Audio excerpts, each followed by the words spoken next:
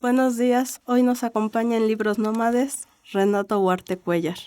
Hola. Por favor, Renatito, dinos todas las lenguas que hablas y de las traducciones que has hecho. Bueno, pues a mucha gente le llama la atención que hable muchas lenguas, que aprenda muchas lenguas. Quiero empezar por decir que pues es una cuestión que algunos tenemos como ciertas capacidades para unas cosas, otros para otras. Y lo importante no es tanto, es importante identificar para qué soy bueno, pero no solo quedarse ahí, sino también dedicarle tiempo. Porque aprender una lengua, y se los digo de todo corazón, requiere mucho tiempo. Se lo digo a mis queridos alumnos, ¿no? De que luego llegan octavo semestre, ay, me gustaría aprender alemán. Y le digo, no, pero es que más bien tendrías que haber empezado como en primero o segundo, porque pues como adultos, porque además no es lo mismo aprender una lengua cuando uno es niño que cuando uno es adulto. De esto se ha escrito mucho desde la psicolingüística, en fin, cómo adquirimos esas estructuras. Yo, digamos, muy brevemente, pues mi lengua materna es el español, aunque grandes autores como Iván Illich justo habla de que las sociedades contemporáneas más bien son sociedades monolingües, ¿no? Y que las sociedades medievales o de otras latitudes africanas generalmente son plurilingües, ¿no? Entonces hay toda una dimensión del lenguaje que a mí me ha interesado mucho. Yo hago, entre otras cosas, filosofía del lenguaje porque me parece que hay preguntas ahí muy interesantes, también sus vínculos con la lingüística, con la gramática histórica, y con otras disciplinas. Pero bueno, yo estudié en una escuela bilingüe donde pues todo era en inglés, sobre todo en preescolar y luego en inglés y en español. Y a los 15 años decidí aprender francés y entonces claramente cada una de las lenguas que he aprendido pues tienen una un contexto distinto. Empecé estudiando francés en una institución, pues no es privada, pero digamos no era en la universidad, que después lo retomaría. Y bueno, así la vida me ha llevado por estudiar diferentes lenguas. Cuando me dicen cuáles ya sabes, a veces parece que es como si fuera un concurso de cuántas banderitas tienes, ¿no? Cuando uno sabe de lenguas, hasta el castellano uno lo sigue aprendiendo. Pero bueno, pues en resumidas cuentas he aprendido y pues también existe el olvido, ¿no? Entonces también he olvidado, pero que he aprendido ruso, griego moderno, alemán, hebreo, árabe, sobre todo árabe clásico. Y como ya les había dicho, francés, inglés y bueno, español. Y de lenguas clásicas, pues he estudiado latín y griego. También he estudiado portugués. Y bueno, la cuestión es que, por ejemplo, al hacer como estas comparaciones, pues claramente, por ejemplo, puedo entender italiano aunque nunca lo he estudiado y claramente no lo puedo escribir correctamente, etcétera. Y bueno, pues eso, básicamente. Y el ladino. Ah, es que hay también, pero esas no se le consideran lenguas clásicas. El conocido como ladino o judío-español, también he estudiado judeo-alemán o yiddish un poco, sobre todo a partir de su literatura. Pero esas, digamos, lenguas. También he estudiado, por ejemplo, un poco de arameo, porque el Talmud, del que vimos la sesión pasada, está escrito 90% en 80% en arameo y un 20% en hebreo. Entonces, de pronto sí, o sea, y además es muy bonito aprender las lenguas como por familias, porque son fenómenos similares. El árabe, el arameo y el hebreo tienen cuestiones similares. Y bueno, pues mi primer trabajo en la UNAM, en la universidad, fue como profesor de hebreo en el entonces CELE. Y con el tiempo, pues yo digo que mi relación con las lenguas es como mi relación con las personas. Con cada persona es diferente y con cada persona es una historia distinta. Pero bueno, me dediqué poco a poco, bueno, estudié en la Universidad Hebrea de Jerusalén, donde perfeccioné muchas cosas de mi hebreo. eh, y también, pues, me he dedicado en los últimos años a la traducción del hebreo al castellano. He sobre todo tenido experiencias de traducir poesía. También el año pasado terminé de traducir una novela de la autora Orly Castelblum, que se llama La novela egipcia. Ya les contaremos cuando aparezca ya publicado. Y pues desde el 2019 soy perito traductor. Entonces tengo esa cuestión de poder irme a la poesía más hermosa y a traducir documentos legales muy horribles por su contenido, pero bueno, tengo esas experiencias. Bueno, pues por favor, léenos algo. Ah, ¿quieres que lea algo? Claro. Pues no sé, tal vez me es más interesante a veces como el proceso de traducción, cómo se da, porque en el año 2017, si no me equivoco, la Dirección de Literatura de la UNAM, en conjunto con el periódico de poesía, sacaron una convocatoria de traducción de poesía en diferentes lenguas. Y era un concurso muy bonito, sobre todo por las lenguas que no son tan comunes. Había lenguas originarias de América, pero también había chino, turco, griego y hebreo. Y para hebreo, pues me llegaron a mí, me invitaron.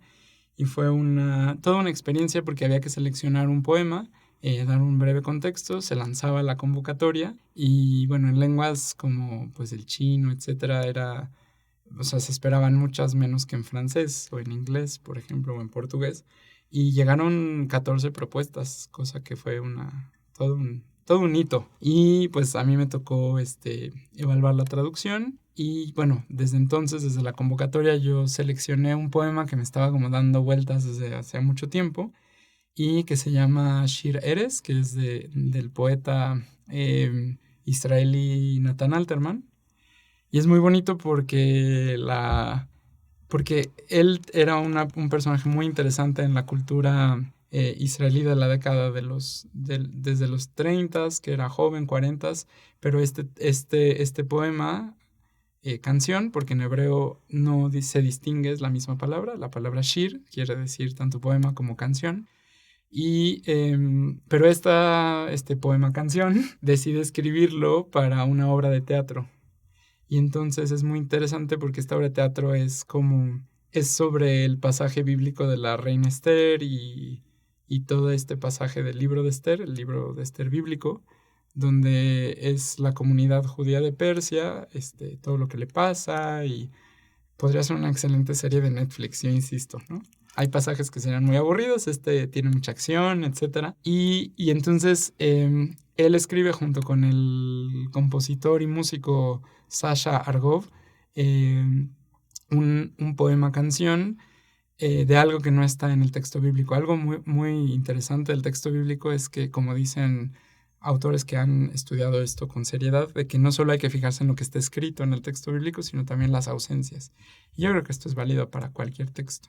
Entonces, está ausente la parte en donde el rey Asuero, en hebreo Ahashverosh, que es quien, pues es el rey, pero acaba habiendo toda un complot en la corte, y bueno, es toda una historia que es descubierta, en fin, por la propia Esther y el propio Mardoqueo o Mordejai, toda una historia muy interesante, pero nunca nadie cuenta qué pasa con él. Y este poema canción, que está escrito con música, y que yo traduje también después del concurso y que salió publicado en un texto, que si quieren luego les pongo la referencia, en un curso que tomé en la Facultad de Traducción de Poesía, un proyecto de investigación con el doctor Pedro Serrano, de justamente cómo se traduce poesía. Pues está el ritmo, es una voz polifónica porque está hablando el rey Asuero con un bufón, pero es decir, ya en la obra de teatro es una canción que acompaña a un rey ya pues venido a menos. Entonces la respuesta es ¿qué le pasa al rey Asuero, ¿no? Entonces, pues si quieren lo puedo leer. No es tan largo, pero para que lo escuchen, o bueno, por lo menos tienes 6 estrofas, y lo leo en hebreo y luego a lo mejor quieres que lo traduzca. Entonces se llama Shir Eres, que quiere decir justamente canción de cuna. También llama la atención que normalmente una canción de cuna no la asociamos con el rey, ¿no? El rey de Persia, ¿sí? Entonces, bueno, es una canción de cuna, que no es una canción de cuna, como vamos a ver. Pero bueno, lo voy a ir leyendo de a poquito para que pueda quedarse, ¿no? Y dice... pueden encontrar versiones cantadas por músicos israelíes, incluso por el propio Sasha Argov, que es el que le puso la música, pero yo sugiero, lo voy a leer, digamos, pues sí, con cierto ritmo, y si quieres podemos discutir este asunto que después con profesores de literatura hebrea contemporánea hay discusiones sobre si todo poema tiene una canción, en fin, o el ritmo es equivalente. Pues dice, Eichal ve'ir nadamu feta, unishtatku shukei paras, verak eishama clarineta, vekol kinor vekontrabas, melachashim al titlaveta, vesheket sheket has. Claramente se puede escuchar esto es muy difícil, y cuando uno traduce poesía, esto generalmente se pierde. O sea, bueno, o lo mantienes y entonces se vuelve todo un problema para que tú, por ejemplo, la literación, también para los que no sepan hebreo, está obviamente en un hebreo muy poético, pero por ejemplo la literación del final que dice sheket, sheket has, digo, no se necesita saber hebreo porque ahí hay un sonido, ¿no? Y que cuando entiendes lo que dice es que es silencio, silencio, calla, ¿no? Así puede ser una forma de traducirlo. No tengo las traducciones conmigo aquí, pero está mejor porque lo hacemos en caliente. Y entonces, pues la cuestión es que dice, por ejemplo, la sala del trono y la ciudad enmudecieron de repente. Y también callaron los mercados de Persia. Si acaso solo, por allá a lo lejos, un clarinete o la voz de un violín o un contrabajo susurran, no te preocupes. Silencio, silencio, callad. O sea, ¿no? Esto fue un palomazo traductológico, pero bueno, no sé. seguro tendrás preguntas. Claro. Pues a ver, ¿Por qué eso se refiere al rey? Porque es una canción de cuna, como dijiste, ¿no? Mira, lo sabemos por el contexto, simplemente que tú, o sea, porque también lo puedes encontrar y tú dices, bueno, ¿y cómo sabes que todo esto? Porque sabes que fue compuesto para una obra de teatro, eh, y entonces la cuestión es que, como sabes que está en la obra de teatro que se llama La Reina Esther, y cuando tú dices enmudecieron los mercados de Persia, pues claramente estamos hablando, pero hasta este punto tú no sabes, bueno, aunque como buen poeta sabe, Alterman, que cuando dices Eijal, y a lo mejor eso se pierde en la traducción, pero yo lo traduje ahorita como la sala del trono. Entonces no te está diciendo el rey. Esto que se llama en estudios de poesía la Endiadis, que es muy, muy famoso, que decía mi querido profesor de literatura latina, a quien le mando un saludo, que decía que, por ejemplo, lo usamos muchísimo incluso en la vida cotidiana. Cuando vamos al metro dice, es una oferta, es una promoción para el niño, para la niña. Es decir, es una figura retórica muy interesante porque, a ver, si es una oferta, es una promoción. Entonces, ¿por qué lo está diciendo el vendedor del metro? Porque es una forma de recalcar. Es cuando en dos cosas dices una cosa. No es una oferta, es una promoción para el niño y para la niña, ¿no? Entonces, ese tipo de cosas, los poetas, que no necesariamente los traductores, aunque cuando traduces poesía tienes que conocer esto, te está diciendo la sala del trono y la ciudad enmudecieron de pronto. Entonces ya te está diciendo, sin decirte que es el rey, te está diciendo la sala del trono. O sea, sería muy vulgar decirte, el rey enmudeció. Te está diciendo que tanto el rey como toda la ciudad quedó callada de pronto, ¿no? Y también los mercados de Persia. Entonces también tiene como esta cuestión y este dejo de antigüedad, ¿no? Entonces, por eso como que te dan las señales de a qué se está refiriendo. Sigamos con tres otros, ¿no? Ajá, son 6. Ajá, bueno, dice, voy a usar otro no necesariamente, el que lo quiera escuchar, podemos dejar también, ¿no? Las ligas para que lo escuchen completo. Hay versiones muy, muy bonitas, incluso unas con traducción, pero que más como desde la parte como canción y no como poema. Pero, por ejemplo,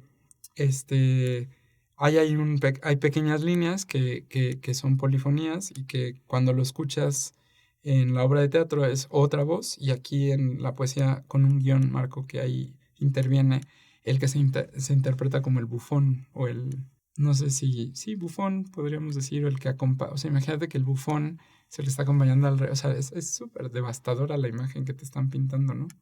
Imagínate a alguien que deja de ser emperador o que se da cuenta de que como decimos popularmente, lo bailaron por todos lados, ¿no? Y entonces, en fin, ¿no? Y entonces aquí viene después de una de estas intervenciones del bufón, y entonces también es como en buena poesía, ¿quién está hablando, no? Pero dice, Num tapuach, numa etz, numa melech, numa letz, numu nehorot vachov, numu hatzotzrot vatov, ulai bechol zot reba of, lo sof. O sea, es importante la enunciación en hebreo, no tanto para que suene la música, ¿no? Pero la forma num hago la traducción también, como decimos, sobre las rodillas, pero dice, duerme manzana, duerme árbol, duerme rey, duerme, ¿cómo traducir esto? Es que también hay para que rime, pero duerme rey, duerme ¿cómo se le podría decir a la persona? El ego, el que no es el rey, ¿no?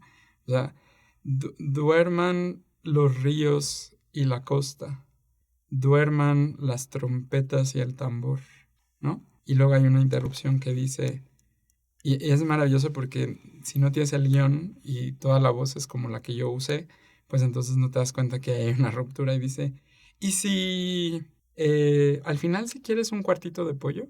Ese es el bufón que como igual que estos ecos del Quijote, donde hay un diálogo entre alguien que está hablando de las cosas así como, duerman todos, o sea, es decir, si yo estoy así tan adolorido, ¿no? Que duerma todo, que duerma el árbol, que duerma la manzana, que duerma todo. Oye, ¿no quieres un cuartito de pollo? O sea, no, pero haz de cuenta, todo queda en la rima perfecta, ¿no? Y entonces el rey le contesta al bufón, porque ahí hay un guión, y dice, lo, sof. es no, no. Y ese sof quiere decir final, termina o como decir se acaba. O sea, hay muchas formas de traducirlo. Bueno, ya se imaginan cómo es traducir poesía. Entonces, pues ahí están las rimas, la propia rítmica. Y creo que pues a partir de estos dos ejemplos, a lo mejor tienes algo que te interese especialmente. ¿Por qué es una canción de cuna? Esa no me la contestaste. ¿Por qué si no es una canción de cuna? Pues porque parecería ser, y esto es otra vez interpretativo, que quieren que el rey... O sea, es como una forma de... Si la canción de cuna es una forma como de que se acaben las preocupaciones y que pueda alguien dormir, pues le estás cantando una canción de cuna, pero a un rey que acaba de darse cuenta, como te digo, lo bailaron por los 4 lados. Y entonces está solo en la sala del trono con un bufón. Y entonces, más bien lo que parecería que quiere como que eso pase y el ritmo es, pues no sé si lo alcanzaron o lo alcanzamos a poder apreciar en la poesía de Numa Melech, Numa Letz. Entonces está el nam, nam, nam, nam, nam, nam, nam, nam, nam. Entonces al usar pues las nasales y las labiales, ¿no? Los sonidos es como el nam, nam, nam, que además es muy curioso porque así se duerme un bebé en hebreo, numi, numi. Numi, numi, numi, numi, es como el mam, mam, mam, mam, mam. Esa posibilidad de que la poesía diga o emule la realidad, pues está sumamente bien logrado aquí en este poema, ¿no? Entonces, es una canción de cuna que no es una canción de cuna para un bebé. Esa es la única diferencia. Yo sé que tienes otro. Yo sé que tienes uno en portugués. Ándale. Mi historia con el portugués. Yo sé que tienes. Bueno, mi historia con el portugués, yo digo que, o sea, es como, bueno, descubrí que mi nombre, Renato, es el país con el mayor número de Renatos, no es Italia, porque es un nombre italiano, sino brasileño, ni siquiera portugués. Y bueno, siempre me llamó la atención el portugués y parecería que es muy cercano al español. Y cuando tomé clases de portugués, pude descubrir que hay muchas cosas que sí son muy diferentes, ¿no? Entonces, por ejemplo, una de mis canciones favoritas, y también es con esta discusión de qué tanto un poema es canción, en la tradición brasileña, de lo que se conoce como el MPB, la música popular brasileña, tampoco o sea, tienes grandes poetas escribiendo las canciones que canta la gente hasta el día de hoy. Y uno de esos se llaman As Águas de Março, que son las aguas de marzo. Recordemos que Brasil es la inmensa mayoría de Brasil está en el hemisferio sur. Y las aguas de marzo, como dice el poema canción, es de Tom Jobim. Y es cantada por muchos, pero quien la hizo famosa fue Elis Regina, una de las grandes cantantes de MPB, de música popular brasileña. Y la cuestión es que es de esos poemas que son tan hermosos y que son tan representativos de qué pasa cuando caen las aguas de marzo, que cierran el verano, dice, ¿no? La propia canción que seleccioné y nomás voy a leer. Y bueno, cuando uno, o sea, cada palabra cuando uno la quiere traducir, no la puedes traducir nada más como de manera tan simple, tan directa, sino que tienes que entender por qué lo están poniendo ahí. Es como casi que yo diría un himno desde lo más cotidiano a la brasilidad de una persona.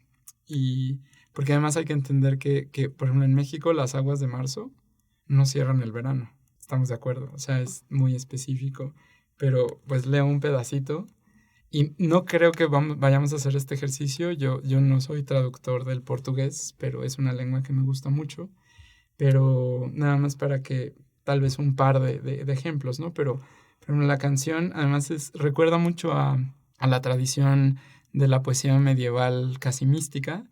Por ejemplo, esto está en Hölderlin, en la tradición alemana, pero en Francisco de Asís, en la tradición medieval, que inclusive Mecano la volvió canción, ¿no?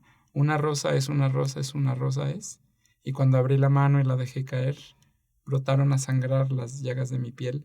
Están inspirados en toda esa tradición de que cómo das con lo que es una cosa.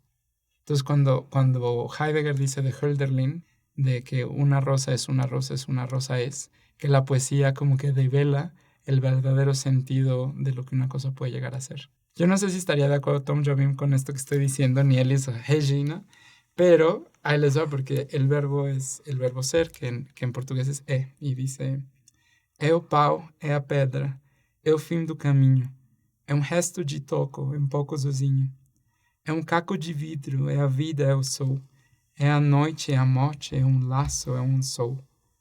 É peroba no campo, é o nó da madeira, canigá, candeia, é machita pereira. Nada más, digamos, la primera estrofa, pero hay cosas que vienen de las lenguas originarias de Brasil. Entonces, por ejemplo, Caingá Candeia es un personaje de los mitos populares brasileños, que por ejemplo yo ahorita no podría hacer todo un programa sobre esto, pero Machita Pereira, por ejemplo, es como el coco o el señor del saco. Es como el coco de los niños. En Brasil se le dice, ya ven Machita Pereira. Ahí viene el coco. Entonces, cuando tú dices, ¿cómo traduces eso? Por eso te digo que es como un canto a la brasilidad que a mí me pasa. Y entonces se llaman las aguas de marzo. ¿Qué es el pan? Es el palo, perdón. Pues no es pau, es pau. Es el palo, es la piedra, es el fin del camino. Son los restos, digamos, es que ahí como traduzco toco, ¿ya ven? Por eso no soy traductor del portugués. Pero son los restos, es un poco solito, pero en español solito suena diferente que sozinho, ¿no? Es un pedazo de vidrio, es la vida, es el sol, es la noche, es la muerte, es un lazo, puede ser también como una cinta, pero también aquí está hablando de lo que usas para pescar, una línea de pescar. Pero imagínate qué horrible traducción de una canción tan hermosa, ¿no? Eu anzou, el anzuelo, y bueno, en fin, es peroba no campo, es una forma, una figura, como un pedazo de madera, pero en forma de bastón del campo, es el nudo en la madera. Entonces, o sea, y sigue, es hermosa, y yo les digo que el día que uno pueda entender esta canción, uno entiende pues su relación con Brasil, y que es As Águas de Março de Tom Jobim, y bueno, yo digo que ahí pues es poesía, es canción y también es un poco de filosofía. Muchas gracias por venir, Renato. No, de qué, y bueno, todo esto pues adelante, y bueno, pues podemos dejar también las ligas, ¿no? A la canción, a la letra y también a la música con Elis Regina. Claro que sí. No, gracias. A ti por la invitación. ¿Cómo resuelves cuando no encuentras la traducción a una palabra, y si hablas tantas lenguas, ¿en qué lengua sueñas? Esa era una pregunta para mí. ya entendí, del público. No, no, es que estaba hablando hoy con una profesora del ENALT que ¿cómo se dice? Que tiene... Que también trabaja cosas, es psicóloga y trabaja cosas de sociolingüística. Yo lo que le digo es que como que cada lengua está en otro aparte, y entonces nunca las mezclo. Pero sí de pronto digo, eso se resolvería tan hermoso con esta palabra del árabe, pero no la puedes usar, ¿no? O sea, sí pasa, pero no es eso. Y hay formas de resolver. Lo que pasa es que en la poesía, como las reglas son más estrictas, por eso muchas cosas de poesía, por ejemplo, de Rerum Natura de Lucrecio, se traduce en prosa, porque imagínate traducirlo en poesía. Y hay quienes dicen, tienes que ser poeta y no sé qué, pero se resuelve. Y lo que me gusta de este libro, que si quieren luego les podemos compartir, sí, es que con Pedro Serrano cada poema lo tradujimos de 3 posibilidades, es decir, no hay una única forma. En una se privilegia la rima, en otro se privilegian las imágenes, en otro se privilegian otras cosas. Y entonces es como, les digo, ese es como un salto mortal triple sin red de seguridad. O sea, es así como, ¿cómo digo eso en español para que siga siendo algo agradable? Entonces, por ejemplo, aunque en español te dicen que tienen que ser, o sea, si vas a la RAE y el has, por ejemplo, que del hebreo que es has, ¿no? Que es poético, chitón, no, ya te mató el poema. O sea, achis. No, yo no voy a traducir así, ¿no? Y entonces le digo, pero es que no es sh. Y Pedro me decía, no, pero es que está bien porque todos entendemos sh. Y entonces en una versión traduje sh, que no es poético. Entonces le bajé el registro, pero mantuve el sonido porque shake it has. Y yo era... Y entonces en lugar de decir callado, callado, silencio, usé silencio, silencio, shh. Y entonces como que mantuve el shh. Entonces tienes que saber de estructura, de sonido, de significado. Y es muy bonito. ¿Y en qué En, idioma sueñas? pues depende, o sea, yo viví en Israel un año y ya como al tercer mes empecé a soñar en hebreo. Pero inclusive hay una canción en hebreo que es de los migrantes argentinos que se llama Sueño en español. Y que dice, me levanto en hebreo en la mañana, desayuno en hebreo, me tomo en hebreo un café. Y el coro es, Ach balaila, balaila, ani jolemot bisfaradit. Dice, pero en la noche sueño en español.